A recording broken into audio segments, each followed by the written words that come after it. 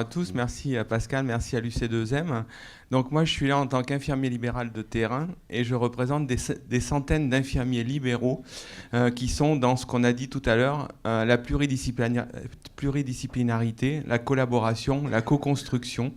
Donc on a plein d'associations d'infirmières libérales et de regroupements professionnels qui se sont créés pour travailler dans des équipes de soins primaires, dans des CPTS. Et donc, moi, je représente toutes ces personnes-là qui sont optimistes, qui veulent profiter des lois qui s'ouvrent, les influencer et pas dire je fais la politique de la chaise vide, je n'y vais pas parce qu'on veut la mort du libéral. Ça, c'est pas du tout dans notre vocabulaire. Il y a quelques exemples à vous donner. Au mois de juillet, je vous ai présenté une application numérique de coordination qui s'appelle Entract, créée par des professionnels de santé qui se développe dans toutes les régions, qui dans le 91 a supplanté le Prado, c'est-à-dire que la CPAM a dit on arrête le Prado, on le confie au personnel de santé libéraux via Entract. Mais quand on arrive au niveau des décisions un peu plus supérieures, on a l'impression que ça gêne que ce soit des libéraux qui aient mis ça en route, alors que ça fonctionne très bien partout. Hier, à la CNAM-TS, il y avait une réunion pour voir, pour éventuellement qu'Entract supplante le Prado sur tout le territoire. Voilà, il y a des choses comme ça. Alors, où on a quand même des fois des choses qui nous font un peu mal, c'est qu'on nous a inventé des assistants médicaux. Alors que beaucoup de médecins ont déjà des services administratifs. Et quand on parle d'empathie et tout, moi qui suis formé à l'éducation thérapeutique, qu'est-ce qu'on apprend de mieux? Qu'est-ce qu'on a de plus de moyens de contact quand on prend une tension, quand on pèse une personne? Donc si on nous met des assistants médicaux qu'on ne sait pas d'où est-ce qu'ils viennent, comment ils vont être formés pour dire ils vont prendre la tension, ils vont prendre le poids, le médecin va faire sa consultation. L'empathie, les valeurs humaines, où est-ce qu'elles sont? Il faut savoir que sur le territoire actuellement, il y a plus de 2500 infirmiers cliniciens formés. Il y a plus de 3500 infirmiers formés à la consultation. Et il y en a d'autres qui voudraient y aller, mais qui se disent, si on fait ces formations, qu'est-ce qu'on en fait après? C'est pas reconnu.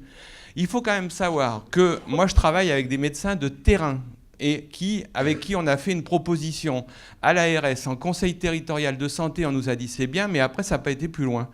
Le binôme médecin-infirmier, qui est le binôme naturel, qui fonctionne très bien à l'hôpital, en libéral, pourquoi on s'en passerait? Il faut savoir que dans notre nomenclature, on a un acte qui s'appelle le bilan clinique infirmier qui est rémunéré.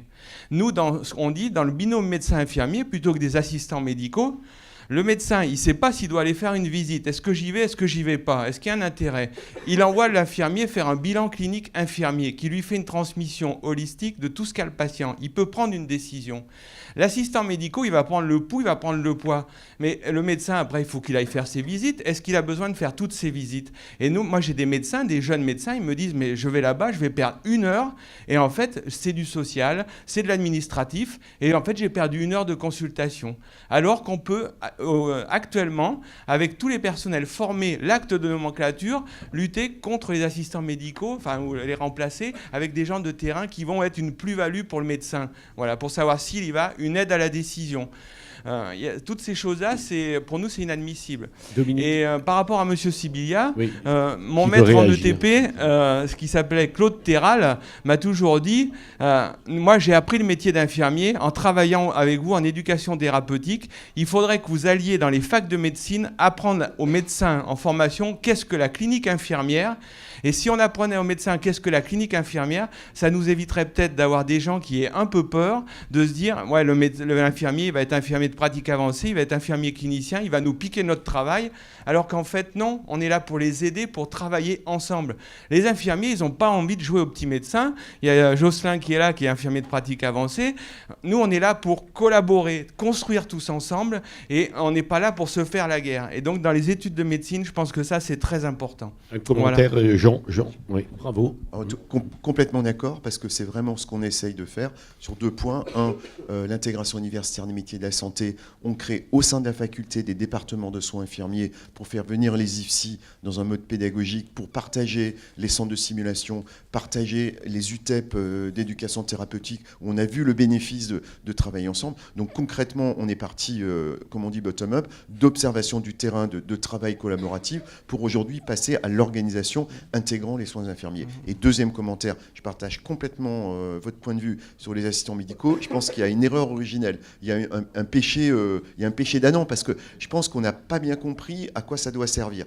Moi j'ai interrogé les médecins, des généralistes, des spécialistes. Finalement, le médecin, il ne demande pas des saisies de son acte médical, de prendre la main du malade, de lui mettre la main sur le bras ou sur la cuisse. Et le médecin, il demande ça.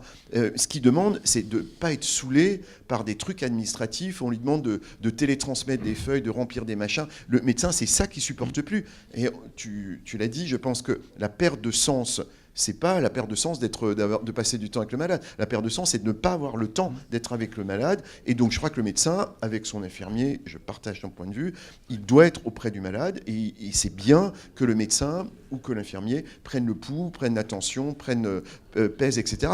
L'assistant médical serait un administratif qui gère la problématique administrative et qui donne du temps au médecin, à l'infirmier, pour faire le reste. En général, quand on est à domicile et qu'on a une urgence, qu'on fait un bilan SAMU, on est capable de faire un bilan SAMU qui va permettre au régulateur de donner la bonne information et le bon geste. On peut le faire dans le binôme infirmier-médecin. On avait proposé ce binôme médecin-infirmier d'astreinte en EHPAD, d'astreinte en maison médicale de garde, où les médecins sont surchargés.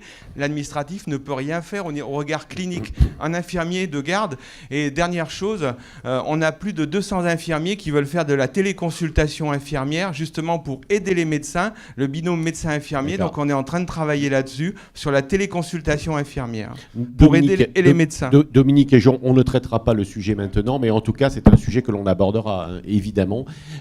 Pour celles et ceux qui s'inquiètent de ce sujet, me dit Dominique, évidemment, nous aurons des patients. En tout cas, ils seront bien entendu invités à participer à nos travaux, hein.